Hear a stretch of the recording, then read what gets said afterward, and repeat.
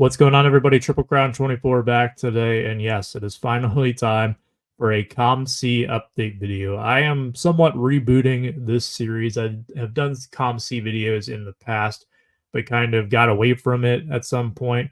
I'm getting back on the horse now. I hope to make this a monthly installment. Today's video is kind of going to be more of a catch-up type of thing where I'm going to show you where I'm at, kind of getting into this, and then we'll talk more about specific sales or purchases that I made in the future installments. This will be a monthly series, ideally, but I've had a lot of people request this of me when I've talked about COMC in my show vlogs, which, by the way, I have a new vlog coming out on Monday if you are interested in that.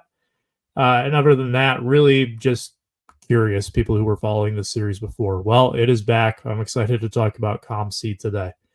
What have I been doing on the site? Well, really, I have been sending in a lot more cards than I have actually been buying on the site myself.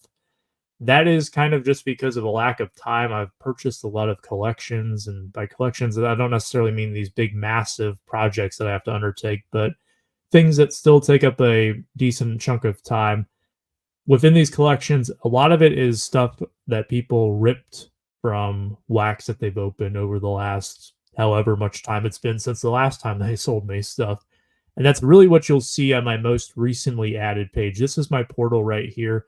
You can see I have 2,995 unique cards. In terms of total cards, including duplicates, I have 3,419 as of recording in my portal altogether. As I scroll through the most recently added, you'll probably notice 3 products that are repeatedly represented here: 2023 Topps Composite, 2024 Prism WWE, and 2024 Topps Chrome Olympic hopefuls. A lot of these came from buying collections, and one of the nice things about COMC is that they have what's called a fresh pulls promotion, where you can get faster processing times on any single that was from a product that released within the last 90 days. All of these products qualified for that once I sent them in. I'm not sure if any of them have kind of fallen off, but you can check any websites where there is release calendars. I think Cardboard Connection has a good one if you're interested in doing this yourself. But that's kind of what I use as my reference. And if it's close, where I don't know if it will necessarily make it in time, I usually just stick it in a standard submission that takes up to 16 weeks to process.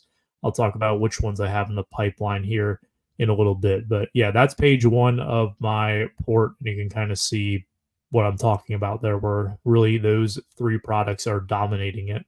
A lot of this is because I have been buying collections of people that have ripped wax recently of the newest releases. Whatever I don't keep in my showcases for shows or put up on eBay is going to be stuff that I send to COMC. You might ask yourself, where is that threshold? How do I determine what goes where? Well, really for me, what I'm doing is I will look up the cards on COMC before I send them. Ideally, it doesn't always work out like this. As you can see, I have some things that are under $2 listed, but everything, the cheapest one listed, needs to be at least $2 in order for me to send it. It's because there's a 50-cent processing fee on COMC. If I send anything that's $1 or less, it's pretty much pennies at that point. It's usually not worth it to send it and wait all that time for it to get uploaded. And then the other part of it is actually getting it to sell. If you're paying storage fees and all that, then those kind of things can add up very quickly and take away any sliver of profit that may be left on it. So that's what I'm doing when I'm going through and taking all these, is finding out which ones. You'll also notice that there's some cards that are less than the 50-cent processing fee that are here. Generally speaking, you know, I've had a few where they just tank in value from the time that I sent them off until when they get uploaded. It kind of sucks, but it is what it is. They're already uploaded. I got to just price them competitively. But the ones that are less than that usually are ones that I bought off the website. This could be through a port sale. This could be looking through the sales, just general sales that people hold on their various ports.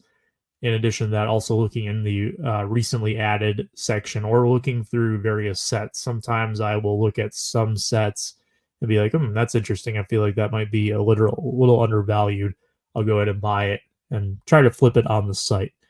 But yeah, mostly been uploading cards myself, which I would say it's more efficient to buy cards directly on the site and have people pay that processing fee for you. That way you can kind of play with the cards that they've already put out there for you instead. But that's also a lot more challenging. Otherwise, everybody would be doing it that way, right? And you do need people to upload things to the site. Now, if we take a look at my dashboard here, you can kind of see I have two orders that are processing. One of them is due in November, so about a month away, and none of the cards from it have started to process yet. That is somewhat unusual. They must be a little bit backlogged because typically, I know it says it takes up to 16 weeks. I found that most of my cards usually start getting uploaded around the 8 week mark, maybe 8 to 10 weeks. This would be, I guess, the 12th or 13th week. To not have anything touched yet is a little bit odd. 400 cards as well that will be due in January. I do not expect to see any cards from that for at least 4 more weeks at bare minimum. And judging based off how this top one is going, probably even longer. But those are ones that I have in my pipeline. I do really try to keep my store credit balance high enough where it will cover whatever the next submission is. So in this case, I have 500 that will be due on the 4th. I want to make sure I have at least $250 in my store credit that is available just to use on the processing fees for these, because ideally you don't want to have to add anything in there. I made one deposit at the beginning for COMC, adding store credit in, and ever since then it's been very much self-sustaining, which is how I recommend using the site. You don't want to have to pay out of pocket for the processing fees. Hopefully your own sales can pay for those for you. Taking a look at some of my sales numbers are pretty much on par with where they were the last time I was doing this series. I'll show you here some of my better sales from the month of September. You can see this Nolan Arenado 2024 Heritage Mini short print. These I've had a tremendous success with selling on eBay. I must have sent this one to COMC just thinking someone might want it, not knowing that these things really took off. These short prints from this set, some of them sell for pretty crazy amounts. I'm actually kind of surprised that this Arenado, I didn't sell it for more, but this is one that I was fairly confident would sell pretty well. Here's a Buster Posey card. This one I doubled up on. You can see there, purchased for $9.99, went up to $19.80 on it, and then net $18.56. That's kind of how you determine that. You can see here, purchase price. If there's no purchase price, that means I am the one who sent it in. If there is a purchase price, that means I acquired it. Then the sale price is what it actually sold for on the site. And then your COMC credit is what I'm actually getting. And if you hover over that number there, you'll see how it is broken down. So if I'm running a sale, that's where the promotion fee will come in. Then you have your standard 5% transaction fee, and it shows you what amount you actually net into your store credit. Now, a lot of these here at the top are things that I bought in a port sale, which has worked out pretty well. This Kyle Busch autograph, I don't do too much with racing, but that one was one of the better cards that I bought in a port sale that I had purchased. I don't know. I guess this was on the 16th, so this was 2 or 3 weeks ago. And a lot of the better cards in terms of price have already sold. This Rod Carew autograph was in there. This Bill Belichick rookie was in there as well. You can see a lot of things that I just normally wouldn't buy are the cards that are selling in there. What else has been selling? Really a lot of lower numbered stuff, some of your case hit type of things. What I try to do is send anything that is between $2 to $10 to COMC. I kind of talked about that a little earlier. If it's over $10, I try to keep it for myself, for my showcases. But anything less than that, I send to COMC just because I feel that it is more efficient, easy for me to say, than using eBay standard envelope in a lot of cases. If I don't want to do that, and I don't have a large enough store or a large enough storage space to keep all the cards, COMC is a pretty good alternative to that. Yeah, a lot of low numbered stuff, some rookie parallels, just retail parallels. You can see a lot of Yamamoto's that had sold, Chris Olave, Purple Shock in there. Some of the basketball autographs. I had purchased a basketball kind of collection, I guess, where someone who ripped a lot of basketball Now, I don't do much basketball. I know the names and all that. I don't really follow the top rookies. I couldn't really speculate on rookies like I could with football or baseball. I just don't have the knowledge to confidently do that. More so, people don't really look at my cases at shows for basketball. They're mostly expecting to see baseball and football with me. Therefore, whenever that happens, I will, where it happens where I do buy some basketball, I will send it to COMC because I basically just price it competitively with what else is out there. I see who else has these for sale, and I'll price mine in line with what other people have theirs listed for. It's very helpful for me in areas that I might not be as knowledgeable about.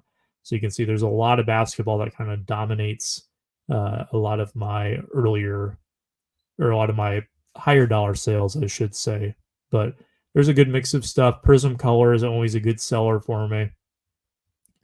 People build rainbows. People just want to have parallels of their favorite players. It's something that never ceases to to change. Finest 2024 has also been a really good seller for me. Really good mix of stuff. As you can tell, this is just the first page of results, and I have it sorted by highest price sold from the previous month. I want to say I sold, let's see, I don't know how many results you get per page. I think it's 50. So I think I sold like 336 cards in the month of September, which isn't too bad. Again, that's kind of in line with where my sales figures were before, but I'm hoping to increase that a little bit more. This is the largest my port has been probably since 2015 at this present moment. I'm trying to keep growing it, hopefully doing some more on-site purchasing. That will just be something that comes with time. I haven't been able to dedicate as much time to it recently, but I'm hoping that will pick up here in the fall. Maybe I can take advantage of some port sales, or looking at recently added the typical strategies that you hear about with COMC. But that is it for today. I'm sorry if this one was a little bit lackluster. I didn't really talk about strategy all too much. There's little tidbits here and there, but hopefully as I get back into the swing of things with the COMC update videos, you'll get a better sense of what I'm trying to do, and tracking my progress and my growth as we continue to chronicle this. But thank you so much for watching. We'll love to hear your feedback in the comments down below. But until then, take care, stay safe, and be kind.